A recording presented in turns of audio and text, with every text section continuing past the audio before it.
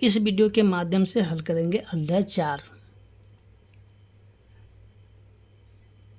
अध्याय 4 में दिया गया है सरल समीकरण।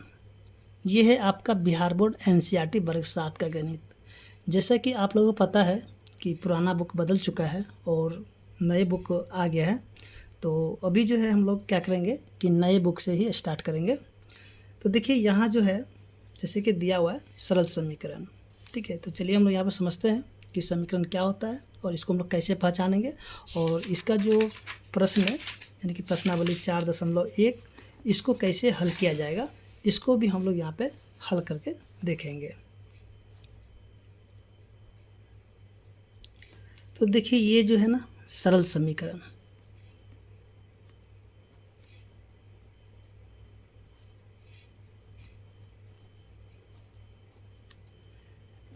देखिए इसको जो है ना क्या बोलेंगे, एक चर में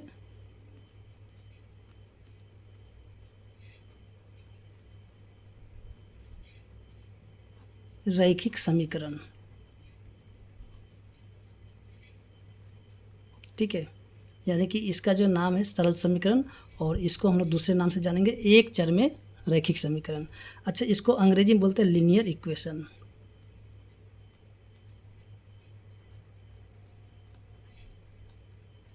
ठीक है। तो देखिए इसको हम लोग पहचानेंगे कैसे कि कौन सा सवाल जो है समीकरण है या फिर नहीं है। तो जैसे कि देखिए प्रश्न में दिया रहेगा x+5 = 7, ठीक है। देखिए इसमें जो है ना यानी कि समीकरण वाले सवाल में ये जो बराबर का चिन्ह है ना होगा ही होगा, ठीक है, यानी कि रहेगा ही रहेगा। अगर ये बराबर का चिन्ह नहीं रहेगा, ठीक है, तो वो समीकरण नहीं होगा, ठीक है। जिसमें बराबर का चिन्ह नहीं होगा तो समझिए कि वो समीकरण का सवाल नहीं है, ठीक है। यानी कि समीकरण वाले सवाल में बराबर रहेगा ही रहेगा, ठीक है। तो देखिए यहाँ पे जो है ना जैसे कि ये जो x देखेंगे ना, यहाँ पे x दिया हुआ है, तो इसको हम लोग क्या बोलेंगे, चर बोलेंगे। क्या बोलेंगे, चर। और ये जो संख्या इसको क्या बोलेंगे, अचर, ठीक है। क्या बोलेंगे, अचर। और इसको भी हम लोग क्या बोलेंगे, अचर। और इसको तो पता है, इसको क्या बोलेंगे, बराबर, ठीक है ना। तो यहाँ पे हमें क्या करना है, यानी कि चर का मान निकालना है, ठीक है, यानी कि x का मान निकालना है। अच्छा, इसमें एक चीज़ ध्यान दीजिएगा, जैसे कि यहाँ पे दिया हुआ है x+5 = 7। तो देखिए यहाँ पे ये बताना है कि इस x के जगह में, ठीक है, इस x के जगह हम लोग क्या रख दे, ठीक है, इस x के जगह हम लोग क्या रख दे, जब इसमें हम लोग 5 जोड़ देंगे तो हमें 7 मिल जाएगा, ठीक है। तो देखिए यानी कि यहाँ पे इसका मतलब ये होता है कि दोनों का मान क्या है, एक, जैसे कि यहाँ पे हम लोग जो भी मान रखेंगे ना, ठीक है, तो इस दोनों को जब जोड़ देंगे तो इधर वाला बराबर हो जाएगा, ठीक है। तो कहता है इस x के जब हम लोग क्या रख देंगे, जो कि इसमें 5 जोड़ देंगे तो 7 मिलेगा। तो यहाँ पे अगर हम लोग यहाँ पे 2 रख देंगे, ठीक है, तो 2 + 5, ठीक है, तो ये क्या हो जाएगा, 7। देखिए इधर भी 7 हो गया और यहाँ भी 7 हो गया, यानी कि 7 मिल गया। यानी कि दोनों तरफ का मान को हमें बराबर करके दिखाना होता है, ठीक है, समीकरण में। तो इसमें जो है ना हमें क्या करना है कि कुछ एक जो है इसका चिन्ह होता है, ठीक है, उस चिन्ह को हमें याद करना पड़ता है, ठीक है। तो उसको हमें याद रखना है और उसी से क्या होगा, सवाल बनेगा। जैसे कि देखिए अगर माइनस रहेगा, ठीक है, बराबर के इधर माइनस रहेगा, बराबर के इधर, तो जब बराबर के उधर ये जाएगा तो ये हो जाएगा प्लस, यानी कि माइनस इधर आकर के क्या हो जाएगा, प्लस। अगर ये प्लस है, ठीक है, अगर इधर आ जाएगा तो क्या हो जाएगा, माइनस, ठीक है, माइनस उधर जाएगा तो प्लस हो जाएगा, फिर प्लस अगर वापस इधर आएगा तो फिर से ये माइनस बनेगा। जैसे कि यहाँ पे हम लोग कर लेते हैं x-2 बराबर में, यहाँ पे हम लोग कर लेते हैं, चलिए 1 कर लेते हैं, ठीक है, यानी कि x-2 = 1। तो देखिए ये जो माइनस वाला यानी कि -2 है तो उधर जाके +2 हो जाएगा, ठीक है। जैसे कि यहाँ पे देखेंगे x बराबर में 1, ये -2 है तो उधर जाकर के प्लस में 2 हो जाएगा, यानी कि x बराबर क्या हो जाएगा, 3 हो जाएगा, ठीक है। यानी कि यहाँ पे अगर हम लोग 3 रख देंगे तो 3 में से जब 2 को घटाएंगे तो क्या बचेगा, 1 बचेगा, ठीक है। इसी तरीके से हम लोग क्या करना है, सभी प्रश्नों को हल करते चलना। लेकिन हमें क्या करना है, सभी ये जो चिन्ह है ना, इस चिन्ह को हमें याद रखना, ठीक है। हम यहाँ पे चिन्ह को लिख देते हैं, जैसे कि माइनस जो है ना बराबर के जब उधर जाएगा तो हो जाएगा प्लस, प्लस जब उधर जाएगा तो क्या हो जाएगा, माइनस। अगर गुना उधर जाएगा तो क्या हो जाएगा, भाग हो जाएगा। अगर भाग उधर जाएगा तो गुना हो जाएगा। लेकिन देखिए ये इधर जाएगा तो प्लस हो जाएगा, फिर ये इधर आएगा तो ये माइनस होगा, फिर उसी तरह प्लस जब उधर जाएगा तो माइनस हो जाएगा, माइनस इधर आएगा तो प्लस हो जाएगा। फिर से देखिए गुना उधर जाएगा तो भाग हो जाएगा, भाग इधर आएगा तो फिर से गुना हो जाएगा। ठीक है, भाग उधर जाएगा गुना हो जाएगा, फिर गुना इधर आएगा तो फिर से भाग हो जाएगा। ठीक है, इसको आपको याद रखना है। तो समीकरण बनाने के लिए आपको जो ये सभी छोटी छोटी बातों को याद रखना पड़ेगा। ठीक है, और यहाँ पे जो जैसे कि एक चीज़ और समझते हैं, जैसे कि यहाँ पे देखिए 2 है, ठीक है, और x है, 2x है, यानी कि यहाँ पे जो है ना इसका मतलब क्या है कि इसके बीच में जो ना गुना छुपा हुआ रहता है, यानी कि 2x है तो यानी कि 2 गुना में x है। ठीक है, इस चीज़ को याद रखना। ठीक है, 2x यानी कि 2 गुना में x, यानी कि इसके बीच में जो है गुना रहता है। ठीक है, इसको भी आपको याद रखना, क्योंकि जब आप प्रश्न बनाइएगा तो आपको ऐसा ऐसा प्रश्न आएगा, तो वहाँ पे आपको कन्फ्यूजन ना हो, इसलिए यहाँ पे आपको बता दिया। तो चलिए हम लोग यहाँ पे शुरू करते हैं प्रश्न संख्या 1 से, यानी कि प्रश्नावली 4.1 का प्रश्न संख्या 1। जैसे कि यहाँ पे दिया कि निम्नलिखित सारणी के अंतिम स्तंभ को पूरा कीजिए। देखिए यहाँ पे जो है दिया हुआ है, ठीक है, सबसे पहले ये जो प्रश्न संख्या 1 दिया हुआ है, x + 3 बराबर में 0 और x का मान कितना दे दिया, 3 दे दिया। ठीक है, तो यहाँ पे ये बताना है कि x का मान अगर हम लोग यहाँ पे रख देंगे तो इसको संतुष्ट करती है कि नहीं करती है, ये हमें बताना है। ठीक है, तो चलिए हम लोग इसको जो है ना हल करते हैं और हल करके इसको समझते हैं।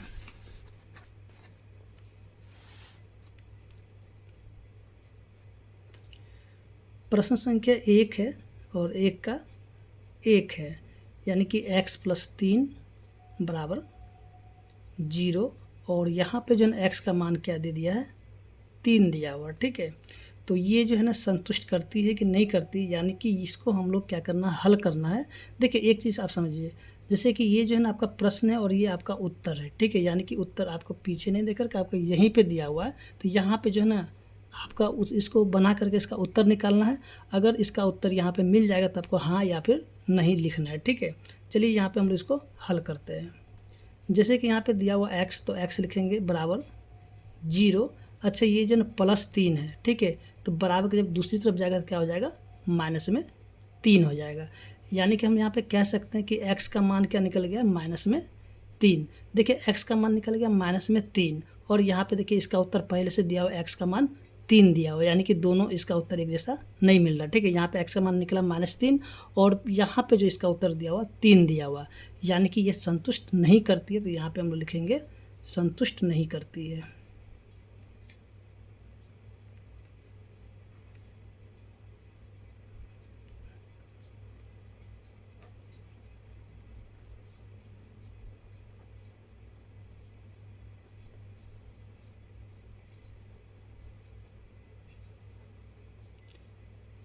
देखिए आपको इतना लंबा लिखने की कोई ज़रूरत नहीं, आप सीधे यहाँ पे हाँ और नहीं, यानी कि सीधे सीधी आपको नहीं लिखना है। ठीक है, इतना आपको लिखने की ज़रूरत नहीं है, सीधे आप नहीं लिख देंगे हो जाएगा।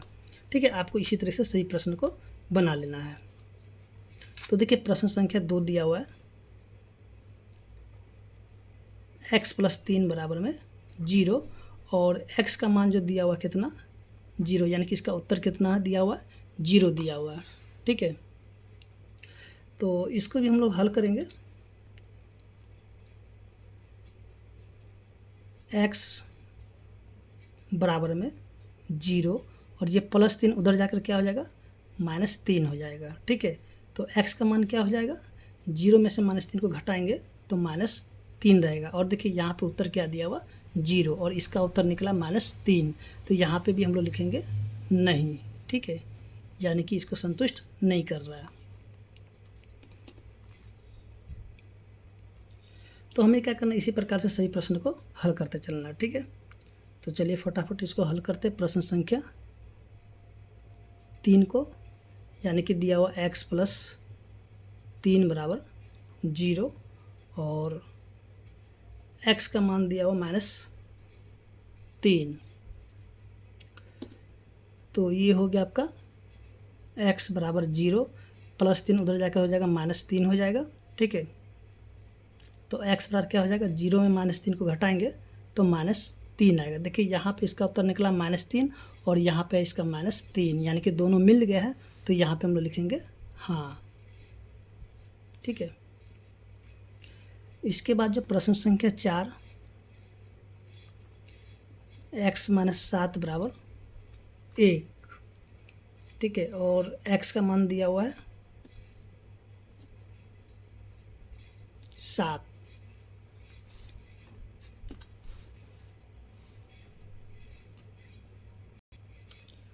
तो यहाँ से जो इसको हल करेंगे, x बराबर 1, ये माइनस जो है उधर जाकर क्या हो जाएगा, प्लस में 7, ठीक है। तो x बराबर क्या हो जाएगा, 1 में जब 7 को जोड़ेंगे तो हो जाएगा 8। देखिए यहाँ पे इसका x का मान निकला है 8 और यहाँ पे दिया हुआ 7, यानी कि नहीं मिल रहा है, तो यहाँ पे लिखेंगे नहीं।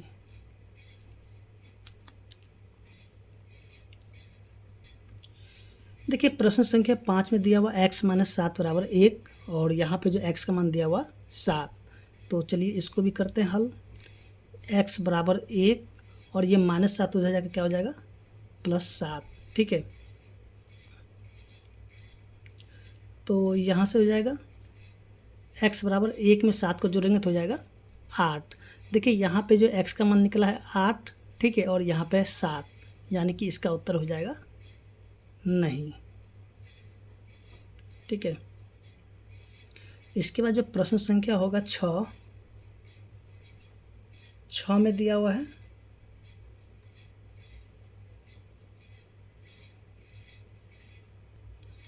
सॉरी यहाँ पे जो ना मिस्टेक हो गई, यहाँ पे दिया हुआ 8, ठीक है, 5 नंबर में 8 दिया हुआ है, तो ये हो जाएगा आपका हाँ, क्योंकि दोनों आंसर मिल गया, 8 और 8 मिल गया है, तो यहाँ पे हो जाएगा हाँ, ठीक है। यहाँ पे पिछले यानी कि प्रश्न संख्या 4 का ही उतार लिए थे। देखिए प्रश्न संख्या 6 दिया हुआ है 5x बराबर 25 और x का मान दिया हुआ कितना, 0।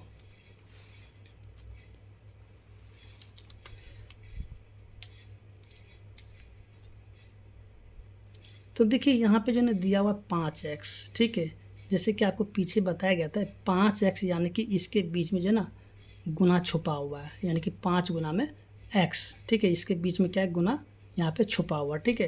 तो इसको जो है ना, यानी कि ये जो 5 इधर गुना में है तो दूसरी तरफ जाकर के भाग में हो जाएगा, ठीक है, यानी कि इसको हम लोग लिखेंगे x बराबर में 25।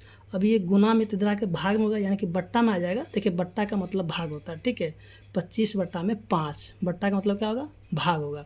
अब इसको काटेंगे तो ये 5 बार में कटेगा, यानी कि x का मान जो निकल गया है 5, ठीक है, x का मान कितना निकला, 5 निकला, और यहाँ पे दिया हुआ 0, तो यहाँ पे हम लोग क्या लिखेंगे, नहीं, यानी कि समीकरण को संतुष्ट नहीं करती है। इसके बाद जो प्रश्न संख्या 6 के बाद होगा 7।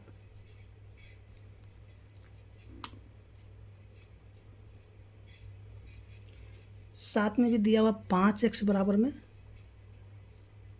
25 और x का मान जो दिया हुआ है 5। तो इसको भी ऐसे ही हल करेंगे, यानी कि x बराबर में 25 और ये 5 आ जाएगा नीचे बट्टा में, यानी कि भाग में, काटेंगे तो हो जाएगा 5, यानी कि x का मान क्या निकल गया, x का मान निकला है 5, ठीक है। तो यहाँ जो है ना ये, यानी कि x के बराबर क्या हो जाएगा 5। तो देखिए यहाँ पे जो है x का मान है 5 और यहाँ भी निकला है 5, तो यहाँ पे हो जाएगा हाँ, ठीक है। इसके बाद जो प्रश्न संख्या होगा 8 में दिया हुआ है 5x बराबर में 25 बराबर में x का मान दिया हुआ है -5।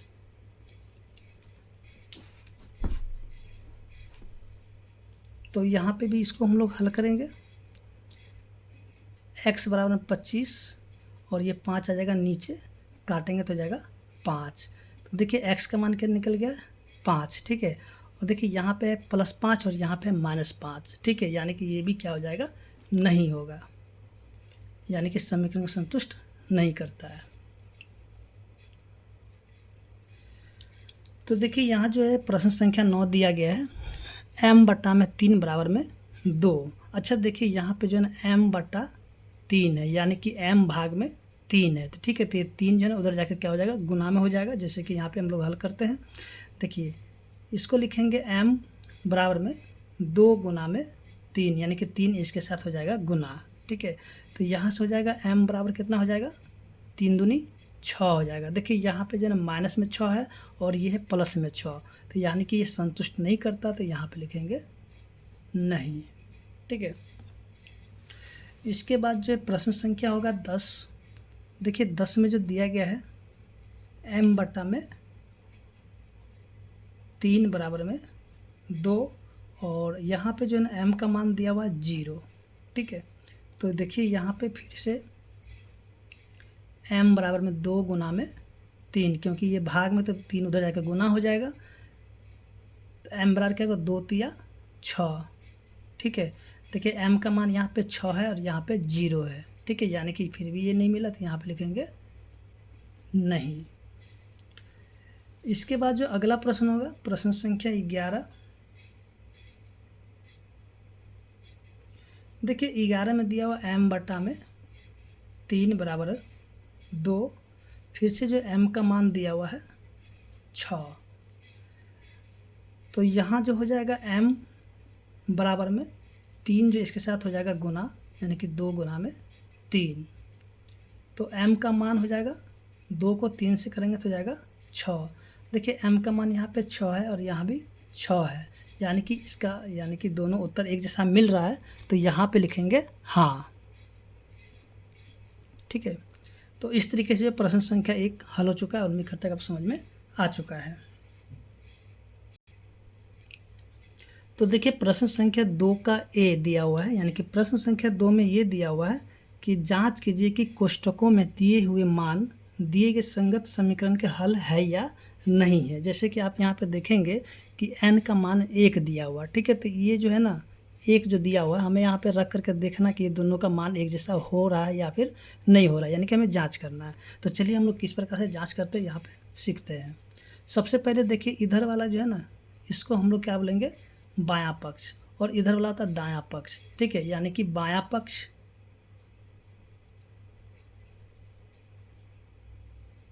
अच्छा बायां पक्ष को जो हम लोग यहाँ पे लिखते हैं LHS, यानी कि लेफ्ट हैंड साइड, ठीक है, और ये हो जाता है दायां पक्ष, इसको हम लोग बोलते हैं RHS, यानी कि राइट हैंड साइड, ठीक है। जैसे कि हम लोग का हाथ होता है, एक होता है बायां हाथ, एक होता है दायां हाथ, ठीक है। तो इधर वाला जैसे कि देखिए गणित में क्या होता है ना, इधर वाला यानी कि हम लोग यहाँ पे इधर वाला, तो इधर हो गया दायां और इधर हो गया बायां, ठीक है। तो इधर वाला हो जाएगा बायां और इधर हो जाएगा दायां, यानी कि बराबर के जो इधर वाला जो भी होगा वो होगा बायां पक्ष में, बराबर के जो दूसरी तरफ वाला होगा वो होगा दायां पक्ष में, ठीक है। तो देखिए बायां पक्ष में हम लोग क्या करेंगे, बराबर के इधर वाला जितना भी इसको हम लोग लिख लेंगे, यानी कि n+5, ठीक है। अच्छा बराबर के दूसरी तरफ वाला हम लोग लिखेंगे RHS में, यहाँ पे लिख लेंगे।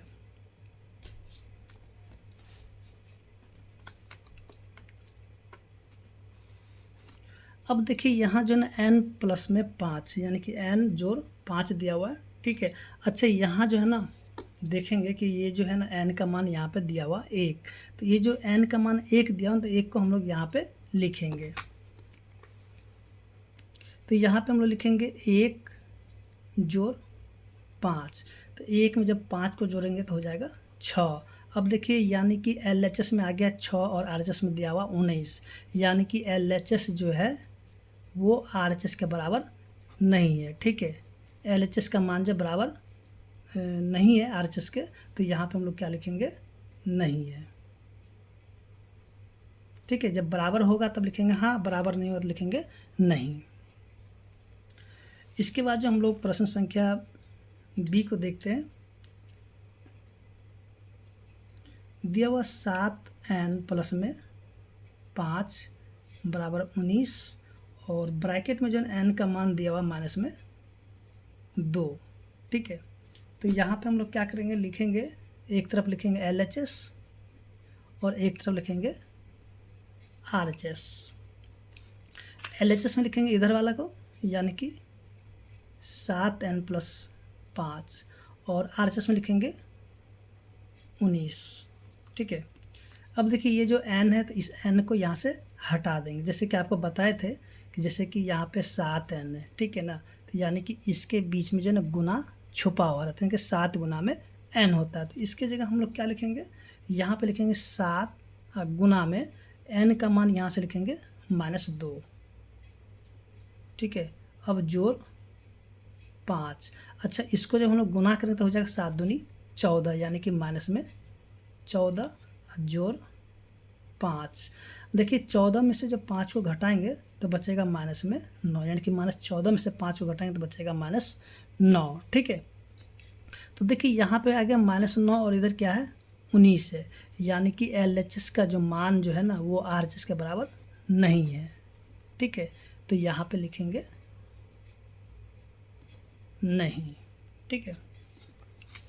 ऐसे ही जो प्रश्न संख्या C को भी बनाएंगे। देखिए C में जो दिया हुआ है 7n + 5 बराबर 19 और n का मान दिया हुआ है 2, ठीक है। तो एक तरफ लिखेंगे LHS और एक तरफ लिखेंगे RHS, ठीक है। LHS में लिखेंगे 7n + 5, RHS में लिखेंगे 19। देखिए यहाँ से फिर से लिखेंगे 7 गुना में n का मान लिखेंगे ये वाला 2, फिर से जोड़ 5, तो 7 दूनी 14 जोड़ 5। देखिए 14 में 5 को जोड़ेंगे तो हो जाएगा 19। देखिए यहाँ भी 19 है और इधर भी 19, यानी कि LHS और RHS दोनों ही बराबर हो चुका है, यानी कि LHS बराबर है किसके RHS के। तो यहाँ पे क्या लिखेंगे हाँ, ठीक है। देखिए प्रश्न संख्या D में दिया हुआ 4p - 3 बराबर 13 और p का मान दिया हुआ 1। तो यहाँ भी लिखेंगे LHS और एक तरफ लिखेंगे RHS। देखिए LHS में लिखेंगे 4p - 3 और RHS में लिखेंगे 13। तो देखिए यहाँ से लिखेंगे 4 गुना में p की जगह हम लोग लिखेंगे 1, फिर से -3। 4 को 1 से गुना करेंगे तो हो जाएगा 4, फिर से घटाओ 3, 4 में से 3 को घटाएंगे तो बचेगा 1। ये देखिए LHS का मान निकला है 1 और RHS में दिया हुआ 13, यानी कि LHS का जो मान RHS के बराबर नहीं है, ठीक है। तो यहाँ पे लिखेंगे नहीं, ठीक है। इसके बाद जो प्रश्न संख्या होगा E, देखिए E में जो दिया हुआ है 4p - 3 बराबर 13 और p का मान दिया हुआ माइनस में 4। यहाँ भी लिखेंगे LHS और एक तरफ लिखेंगे RHS। LHS में लिखेंगे 4p - 3 और RHS में लिखेंगे 13। फिर से देखिए 4 गुना में p के जगह लिखेंगे माइनस में 4, फिर से -3। देखिए 4 को जब -4 से गुना करें तो जब माइनस में 16, फिर से -3, तो -16 और -3 तो हो जाएगा माइनस में 19। अब देखिए इधर क्या है 13 है और इधर हो गया -19, यानी कि LHS का जो मान जो है वो RHS के बराबर नहीं है, ठीक है। तो यहाँ पे क्या लिखेंगे नहीं। इसके बाद जो प्रश्न संख्या होगा F, देखिए F में क्या दिया हुआ है 4p - 3 बराबर 13 और p का मान दिया हुआ है 0। यहाँ से लिखेंगे LHS और एक तरफ लिखेंगे RHS। LHS में लिखेंगे 4p - 3, RHS में लिखेंगे 13, फिर से 4 गुना में p का मान है 0 -3। 4 को जब 0 से गुना करें तो हो जाएगा 0, फिर से -3। अच्छा 0 में -3 को जब जोड़ेंगे तो हो जाएगा -3 और देखिए इधर है 13, यानी कि LHS जो है RHS के बराबर नहीं है, ठीक है। तो यहाँ पे क्या हो जाएगा नहीं।